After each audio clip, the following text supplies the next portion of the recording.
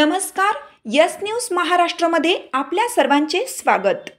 शासकीय वैद्यकीय महाविद्यालय व रुग्णालयामध्ये जे आमचे न्यायालयीन बदली कर्मचारी बंधू आणि भगिनी आहेत ते वर्षानुवर्षे काम करून त्यांना शासनाने न्यायालयाने सुद्धा निर्णय देऊन सुद्धा या शासनाने दखल घेतलेली नाही आजपर्यंत। आणि एक आमचे कर्मचारी मयत सुद्धा झालेले आहेत, देशोधडीला लागलेले आहेत, तरी सुद्धा शासन त्यांना न्याय देत नाही।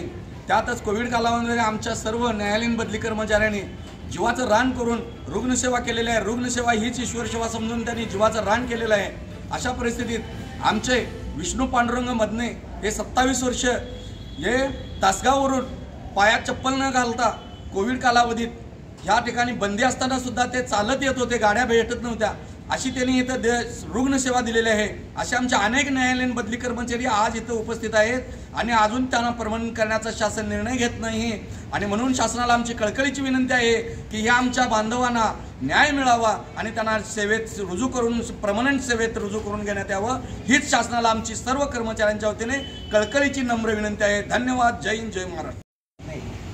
बदली कर्मचारी असून बदली कर्मचारी कोविड काळात शासनाच्या सुविधा काही नसताना 22 किलोमीटर तासगाव ते मिरज चालत सेवा करण्याची सुविधा मी घेतलेली आहे, पण प्रशासनानं त्याचा काही आम्हाला उपयोग केला नाही।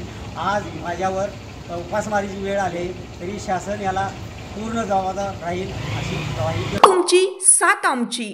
यस न्यूज महाराष्ट्र चॅनलला लाईक करा व सबस्क्राईब करायला विसरू नका।